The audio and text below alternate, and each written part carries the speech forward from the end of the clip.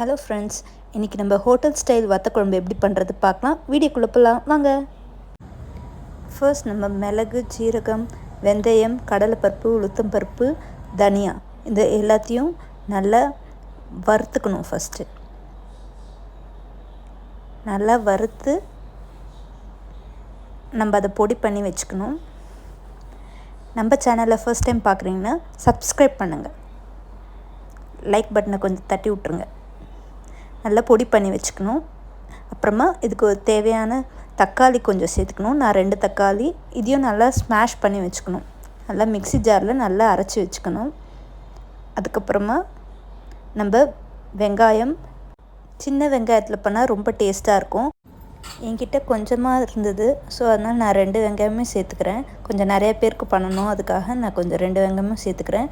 பூண்டு சேர்த்துக்கணும், கருவேப்பிலை வச்சுருக்கேன். ஃபர்ஸ்ட் நல்லெண்ணெய் சேர்த்துக்கணும். இதில் ரொம்ப டேஸ்ட்டு கொடுக்கறதே இந்த எண்ணெய் தான். நல்லெண்ணெய் சேர்த்தா தான் நல்ல ஒரு அந்த குழம்பு டேஸ்ட்டாக கிடைக்கும். அப்புறமா கடுகு, அதுக்கப்புறமா கருவேப்பிலை போட்டு நல்லா இது ஃப்ரை பண்ணிக்கணும். அதுக்கப்புறமா பூண்டு போட்டு நல்லா பொன்னிறமாக வர வரைக்கும் நல்லா வறுத்துக்கணும். அதுக்கப்புறமா தான் நம்ம சின்ன வெங்காயம் சேர்க்கணும். நடுவில் 2 காஞ்ச மிளகா போடணும், அதை நான் மறந்துட்டேன். அதுக்கப்புறம் நான் போடுவேன். நல்லா வறுத்துக்கணும். நல்லா வதங்க தான் நல்ல டேஸ்ட் கொடுக்குமே. இது பாருங்கள், காஞ்ச மிளகா போட்டிருக்கேன். அதுக்கப்புறமா நம்ம அரைச்சி வச்சிருந்த தக்காளியை போட்டுக்கணும். இந்த தக்காளியும் நல்லா வதங்கணும், பச்சை வாசனை போகிற வரைக்கும் நல்லா வதங்கணும்.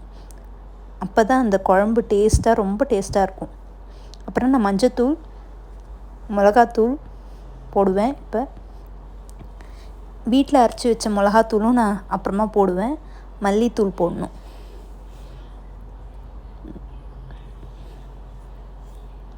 நல்லா இன்னும் கொஞ்சம் மல்லித்தூள் போட்டிருக்கேன். நல்லா வதக்கிட்டு அதுக்கப்புறம் மறுபடியும் நான் கொஞ்சம் வீட்டில் அரைச்ச மிளகாத்தூள் போடுவேன். நல்லா வதங்கணும். நல்லா வதங்க தான் டேஸ்ட்டே கிடைக்கும். நிறைய பேர் வதங்காமே பண்ணிவிட்டு ரொம்ப அந்த ரா ஸ்மெல் அப்படியே இருக்கும், பச்சை வாசனை அப்படியே இருக்கும்போது கொஞ்சம் நமக்கு சாப்பிடும்போது ஒரு மாதிரி நல்லா இருக்காது. ரொம்ப நேரம் கொஞ்சம் பொறுமையாக வதக்கணும். இதுக்கு நம்மளுக்கு ரொம்ப முக்கியமே பொறுமை தான். சமையலில் பொறுமை தான் ரொம்ப முக்கியம். அதுக்கப்புறமா நல்லா வதங்கினதுக்கப்புறமா புளி கரைச்சலை ஊற்றணும்.